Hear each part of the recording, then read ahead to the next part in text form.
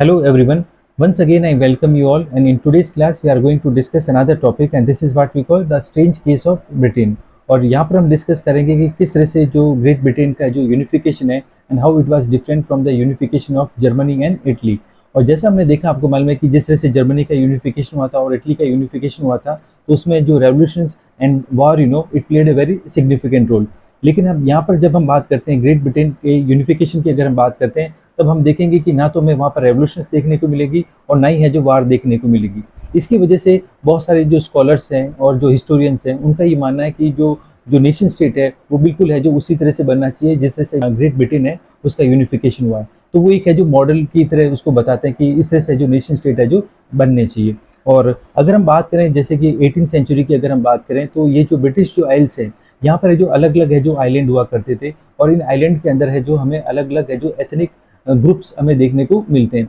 और जैसे कि अगर हम बात करें, जैसे कि इंग्लैंड की अगर बात करें, तो वहाँ पर जो इंग्लिश जो पीपल है वो वहाँ पर रहते थे, और उनका एक अपना है जो कल्चर था, उनकी एक है जो अपनी पॉलिटिकल है जो ट्रेडिशन थी। इसी तरह से अगर वेल्स की अगर बात करें, तो वहाँ पर है जो वेल्श जो पीपल है वो वहाँ पर रहा करते थे।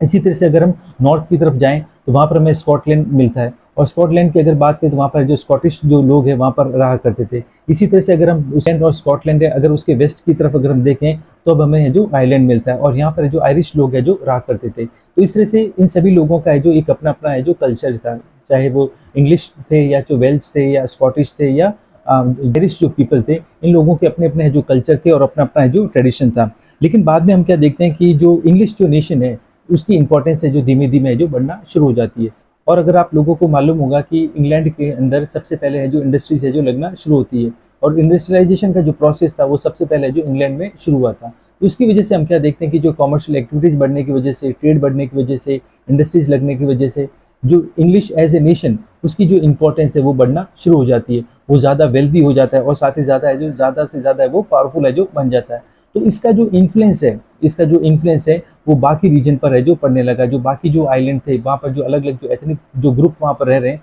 तो वहाँ पर जो उनका इन्फ्लुएंस है जो बढ़ने लग जाता है। और उसके बाद में हम क्या देखते हैं कि जो एक बहुत ही इंपॉर्टेंट डेवलपमेंट हमें देखने को मिलता है इन द ईयर 1688। और इस ईयर की अगर हम बात करें, 1688 की अगर हम बात करें, तो हम क्या देखते हैं कि जो इंग्लैंड की जो पार्लियामेंट है वो है जो जो मोनार्की जो सिस्टम है उससे सारी की सारी जो पावर है उसको सीज कर देती है। और उस समय जो इंग्लैंड के जो रूलर थे वो थे जेम्स सेकंड, तो उनसे सारी पावर है जो सीज कर ली जाती है। तो ये एक बहुत ही है जो सिग्निफिकेंट है जो डेवलपमेंट हमें देखने को मिलता है। और उसके बाद में हम क्या देखते हैं कि एक और इम्पोर्टेंट डेवलपमेंट हमें देखने को मिलता है जब हम ब्रिटिश यूनिफिकेशन की अगर बात करें, तो क्या होता है कि जो एक्ट ऑफ यूनियन 1707 में जो होता है, और इससे जो इंग्लैंड है वो स्कॉटलैंड को अपने साथ में जो मर्ज करा देता है।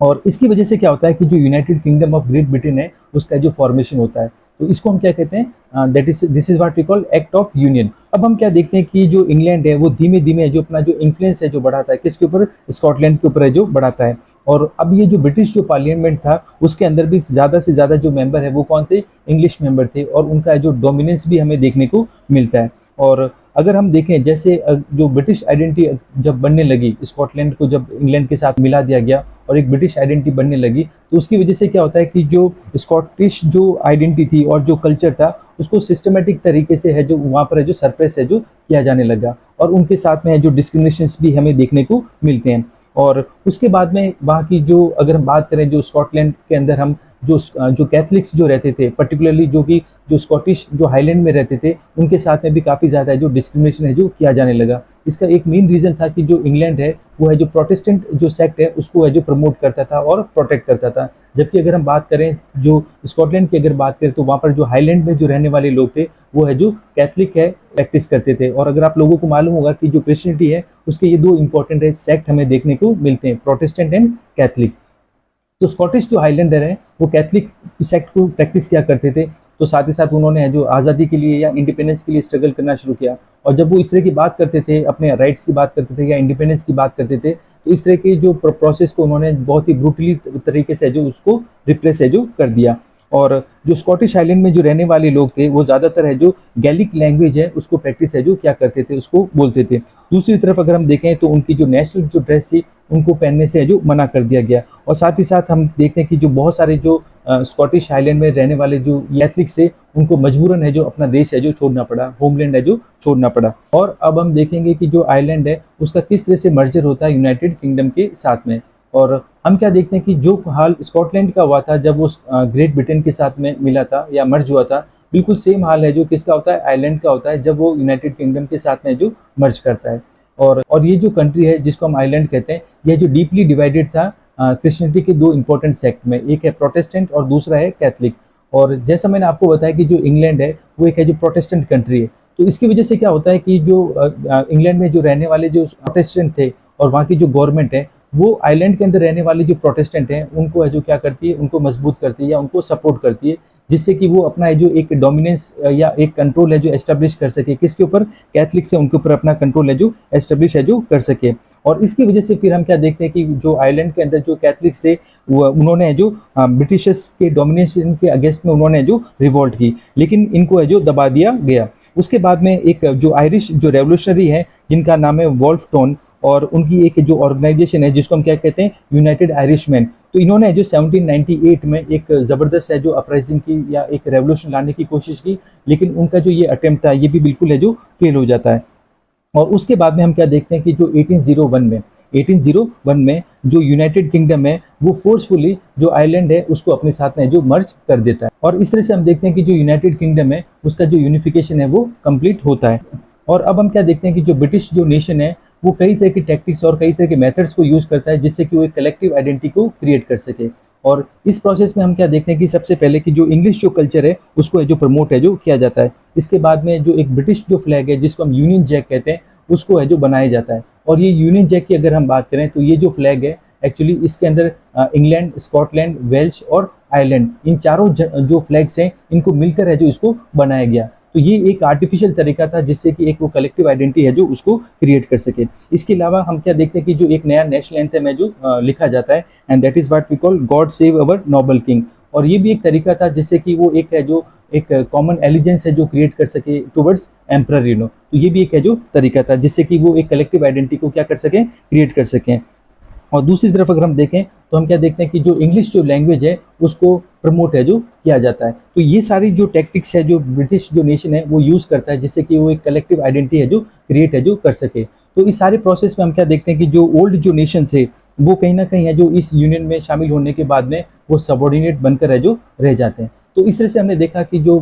ब्रिटिश एज ए नेशन उसका किस तरह से जो यूनिफिकेशन हुआ है। तो इसमें आपको तीन इंपॉर्टेंट डेट्स हैं जो वो आपको ध्यान रखनी है। जो सबसे पहले जो इंपॉर्टेंट जो डेट है वो है 1688, और जिसमें हमने देखा कि किस तरह से जो इंग्लिश जो पार्लियामेंट है वो मोनार्की से जो पावर है उसको सीज कर लेती है। दूसरी जो इंपॉर्टेंट जो डेट है वो 1707, जिसमें हम देखते हैं कि जो इंग्लैंड है वो स्कॉटलैंड को अपने साथ में मर्ज करता है और उसके साथ में जो United kingdom of great Britain है उसका फॉर्मेशन होता है। और जो थर्ड इंपॉर्टेंट जो डेट है वो है 1801, और उसमें हम क्या देखते हैं कि जो यूनाइटेड किंगडम है वो फोर्सफुली है जो आइलैंड को अपने साथ में जो मर्ज करता है, और इसी तरह से जो ग्रेट ब्रिटेन है उसका जो यूनिफिकेशन है जो कंप्लीट होता है।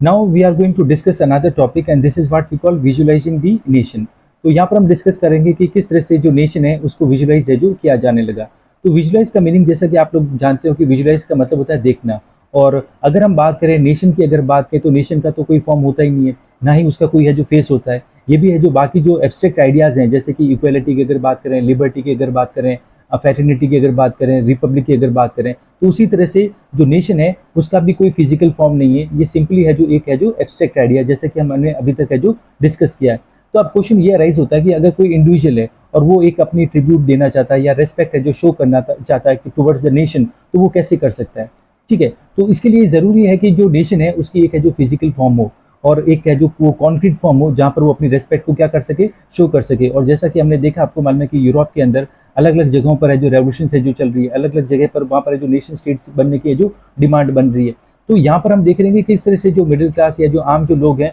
वो अपने नेशन को है जो रेस्पेक्ट कर सकते हैं या उसको है जो विजुअलाइज है जो कर सकें। तो उसके लिए ज़रूरी है कि उसका एक है जो फिजिकल फॉर्म है होना ज़रूरी है। और अगर हम देखें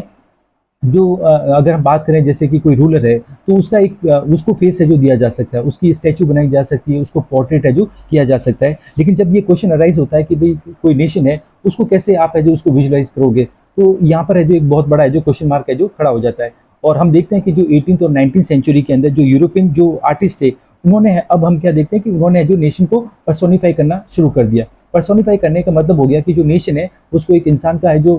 फेस दिया गया, और उसके अंदर जो ह्यूमन जो क्वालिटीज है या जो एट्रीब्यूट्स हैं वो उसके अंदर है जो डालना उन्होंने शुरू कर दिया। तो इससे से उसको पर्सोनिफाई है जो किया जाने लगा। और स्पेशली अगर हम देखें जो नेशन के कॉन्टेक्स्ट में हम क्या देखते हैं कि उनको जो पर्सोनिफाई किया गया एज ए फीमेल फिगर के फॉर्म में उनको जो पर्सोनिफाई किया जाने लगा। और अगर हम बात करें जिस विमेन के फॉर्म में उनको है जो रिप्रेजेंट किया गया, तो उस तरह की जो वुमेन है जो रियल लाइफ में जो एग्जिस्ट है जो नहीं करती है। और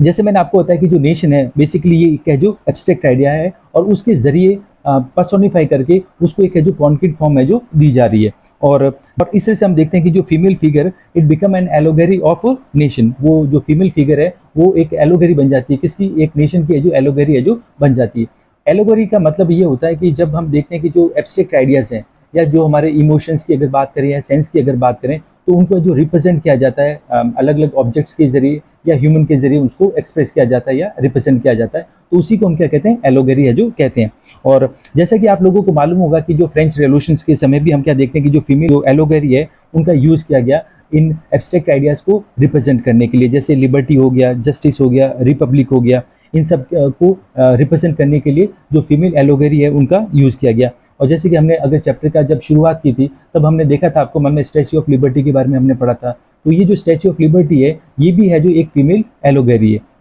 और ना सिर्फ फीमेल एलोगेरी का इस्तेमाल हुआ है इन एब्स्ट्रैक्ट आइडियाज को एक्सप्रेस करने में या उनको रिप्रेजेंट करने में, इसके साथ ही साथ जो स्पेसिफिक जो ऑब्जेक्ट्स हैं और सिंबल्स हैं उनका भी है जो भरपूर है जो यूज किया गया था ड्यूरिंग दी फ्रेंच रेवोल्यूशन। और जैसे कि जो लिबर्टी है उसको रिप्रेजेंट करने के लिए रेड कैप का है जो यूज हुआ है, और साथ ही साथ जो ब्रोकन चेन है उसका भी है जो यूज रिप्रेजेंट द लिबर्टी। उसी तरह से अगर हम बात करें जो जस्टिस है उसको रिप्रेजेंट करने के लिए एक जो blind folded women carrying a pair of weighing scale, उसके हाथ में एक जो ब्लाइंड वुमेन है जिसके आंखों पर है जो पट्टी बंधी हुई है, और उसके हाथ में जो एक पैर है किसका, वेइंग स्केल का जो पैर है, तो वो है जो किसको इंश्योर करती है या रिप्रेजेंट करती है, जस्टिस को जो रिप्रेजेंट करती है। और ये जो विमेन का जो एलोगेरी है ब्लाइंड फोल्डेड विमेन, ये आपने कोर्ट में भी देखा होगा, तो इसका मकसद ये है कि जो सामने जो खड़ा है उसको वो बगैर देखे जाने पहचाने वो जस्टिस को है जो इंश्योर करे, मतलब किसी के साथ में किसी भी फॉर्म में जो डिस्क्रिमिनेशन है जो नहीं होना चाहिए, वो राजा हो या मंत्री हो या संतरी हो, सब लोग हैं जो उसके नज़र में क्या है, बराबर है। और इस तरह से वो फीमेल जो एलोगेरीज है उनका जो भरपूर है जो यूज़ किया गया to represent this abstract ideas. इसी तरह से अगर हम देखें जो इवन जो फीमेल एलोगेरी है उनका जो आर्टिस्ट 19th सेंचुरी में नेशंस को रिप्रेजेंट करने के लिए भी क्या करते हैं, यूज़ है जो करना शुरू कर देते हैं। और यहाँ पर हम डिस्कस करेंगे किसके बारे में, जो दो फीमेल एलोगेरी हैं उनके बारे में जो डिस्कस करेंगे। एक जो फीमेल एलोगेरी है उसका यूज़ किया गया है टू रिप्रेजेंट द फ्रांस को रिप्रेजेंट करने के लिए यूज़ किया गया है, और उसको हम कहते हैं मेरियान। और दूसरा जो फीमेल एलोगेरी है जिसके बारे में हम अभी डिस्कस करेंगे वो है जर्मनी की, और जर्मनी की जो फीमेल एलोगेरी है उसका नाम है जर्मीनिया। तो सबसे पहले हम बात करते हैं किसकी, जो मेरियान है उसके बारे में डिस्कस करते हैं। और जैसे मैंने आपको बताया कि जो मेरियान है ये है जो फ्रांस को क्या करती है, रिप्रेजेंट है जो करती है। और जो मेरियान है ये एक पॉपुलर है जो क्रिश्चियन नेम है, और अगर इसकी बात करें तो इस मेरियान में आपको लिबर्टी और जो रिपब्लिक है उसको रिप्रेजेंट करने के लिए रेड कैप का यूज़ हुआ है, साथ ही साथ एक ट्राई कलर फ्लैग है उसका यूज़ किया गया, और एक कोकेड का जो यूज़ हुआ है। कोकेड का मतलब होता है कि जो हैट के अंदर जो टोपी ऊपर जो पहनी जाती है या जो क्राउन जो पहना जाता है उसके अंदर कोई ऑर्नामेंट हो गया या रिबन की जो नॉट लगती है उसको हम क्या कहते हैं, कोकेड कहते हैं। तो इस तरह से जो ये जो मेरियान है उसके अंदर हम क्या देख रहे हैं कि लिबर्टी और जो रिपब्लिक है उसको रिप्रेजेंट करने के लिए red cap, try colour flag और जो कोकेड है उसका जो इस्तेमाल हुआ है। और अब हम देखते हैं कि जो ये जो मेरियान है उसके जो स्टैचूज हैं उनको इरेक्ट किया गया पब्लिक स्क्वायर के अंदर, जो भी चौराहे होते थे, गली चौराहे होते थे, वहाँ पर उनके जो स्टैचूज हैं उनको है जो इरेक्ट है जो किया गया। और इस तरह से जो ये मेरियान है ये एक नेशनल सिंबल बन जाता है किसका, यूनिटी का। और ये जो मेरियान है इसको कॉइन के अंदर और इवन जो स्टैम्प्स के अंदर भी है जो उनको मार्क है जो किया जाने लगा। और इसी तरह से अगर हम बात करें तो यहाँ पर एक जर्मनिया है, और जो जर्मनिया है वो एक एलोगेरी किसकी, जर्मन नेशन की है जो एलोगेरी है। और इसमें हम देखते हैं कि जो जर्मनिया है वो वियर करती है, एक क्राउन को वियर करती है, और ये जो क्राउन है किसका बना हुआ है, ये ओक लीव का है जो बना हुआ है। और जो जर्मन ट्रेडिशन की अगर हम बात करें तो वहाँ पर जो ओक वो रिप्रेजेंट करता है किसको, हीरोइज्म को है जो रिप्रेजेंट करता है। तो इस तरह से हमने देखा कि जो नेशंस हैं उनको है जो विजुलाइज किया जाने लगा एज अ फीमेल एलोगरी के फॉर्म में उनको है जो विजुलाइज है जो किया जाने लगा। And in the next class, we are going to discuss the nationalism and the imperialism. And thank you for watching this video. Okay, thank you.